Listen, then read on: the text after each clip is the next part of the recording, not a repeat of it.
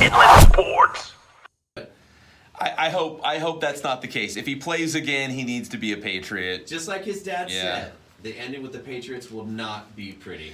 Because Tom can't let go. Yeah, and I hope that's not the case because we mentioned this on Monday that there's every team in the NFL that doesn't have a franchise quarterback. I mean, go through the list: the Bucks, the Colts, of course, the Chargers. You can just keep going on. Everyone's being linked to Tom Brady. Like, ooh, could he fit into that team? Well, let's kick the tires. Oh my gosh! So there's so many possibilities, and what we don't know is maybe old Bill Belichick slid into the DMs on Tom Brady. That's not public. Maybe he's in the DMs.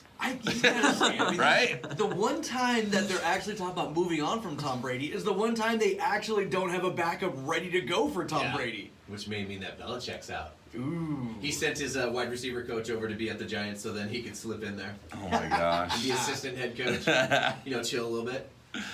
We'll see how this plays out, but I don't think we're going to have a resolution anytime soon. I think this is going to play out for a couple months. What Tom Brady's going to do. Do the Patriots even want him back? If they don't want him back, where are his other options? So we'll see how that unfolds. Another wrinkle to this, though, is Tua Tagovailoa, the quarterback from Alabama. Right.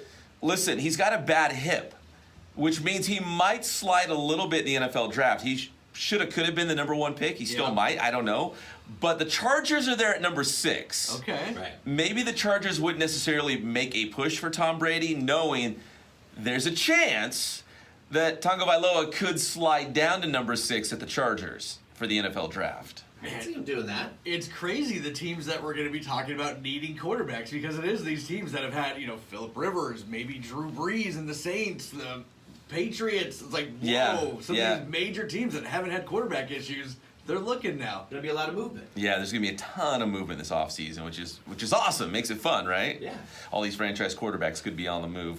We still got to get to the NFL playoffs and big news for the Lakers as well. It's all brought to you by Matheson Gas, the gas professionals.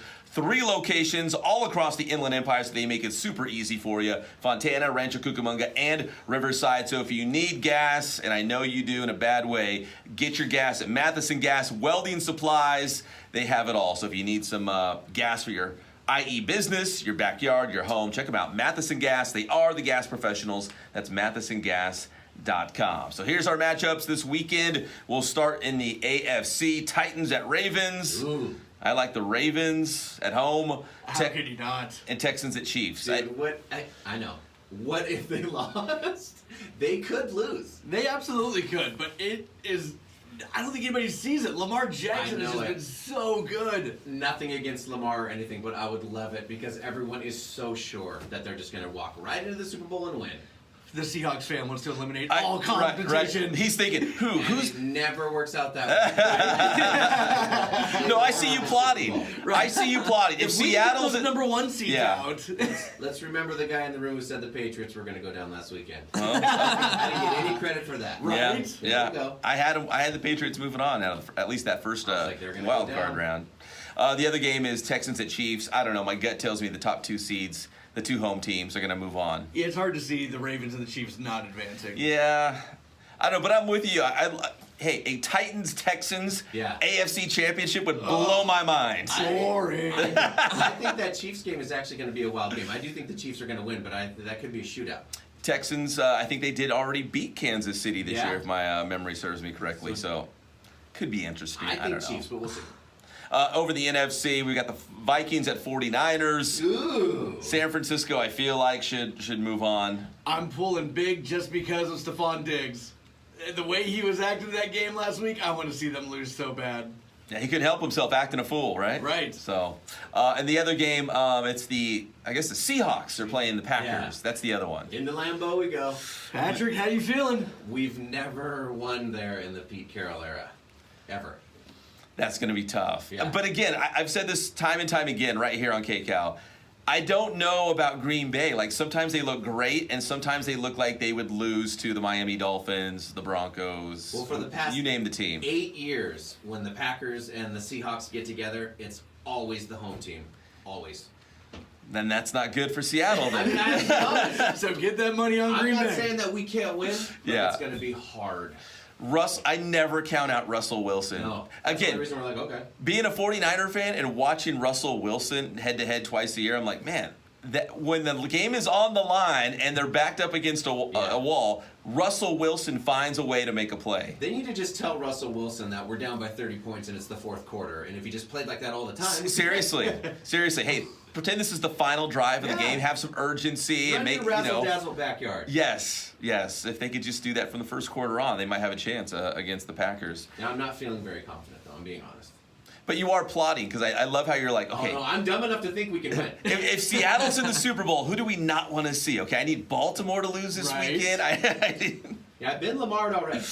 Yeah, I mean, 49ers did too. 49ers saw Lamar Jackson. That was a close game. Back to San Francisco so bad. I think a lot of people would love to see that matchup again. So those are your NFL playoff games for this weekend. The other big news out of the NFL this week, Mike McCarthy. I think we touched on Monday. It did happen. Mike McCarthy, the former Packers coach, now the head coach Him in and Jerry Dallas. Jones at the press conference, like a couple of schoolgirls giggling. Did you see the fun that the Dallas media had with him, where the biggest thing over the last couple of years between the Packers and the Cowboys was whether or not Dez caught the ball? They asked McCarthy if Dez caught the ball, and he kind of laughed about it and said, look, he made a hell of a play. He did not catch that ball. He stood by the Packers on that one. That's not going to endear you to Cowboy fans. Yeah, not necessarily, but that game's in the past. Crying right? isn't going to either, baby. Yeah.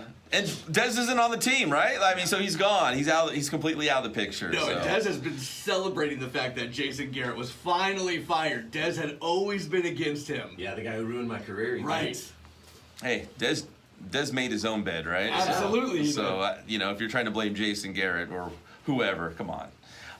And finally, from the world of the National Basketball Association, this was kind of strange, but I guess expected, that the Lakers offered a max extension, like the most money possible, 4 years, to Anthony Davis, and he said no. He wants to go into free agency next summer. Which is an interesting move, isn't it? It is, because if that's the most money a team can give you for 4 years, he must be wanting that huge, like, maybe a 10-year, I don't know, how many year contract. He wants the most money possible. There's not a collective bargaining agreement coming up or anything, right? Is he holding out to see if he can get even more money? I thought that's all settled. Guys, I think you're looking at it the wrong way. He wants to be a free agent and free up money for the next big free agent to come join him in the offseason in LA, guys. Tom Brady deal. He doesn't want the money. He wants the team. You could be right. Can you tell I'm a big LeBron fan and I just want his team to be built up? Well, because I was kind of thinking, LeBron can't be around forever. Maybe Anthony Davis is, putting the pieces in place. Like, the Lakers are going to be my team, or maybe he's going to go somewhere else and build that mega team. Wow. I'm just saying, how goes across the street? How old's LeBron? 35? 34, 35? He's getting up there. So he's not going to be around for forever. But he's an Adonis.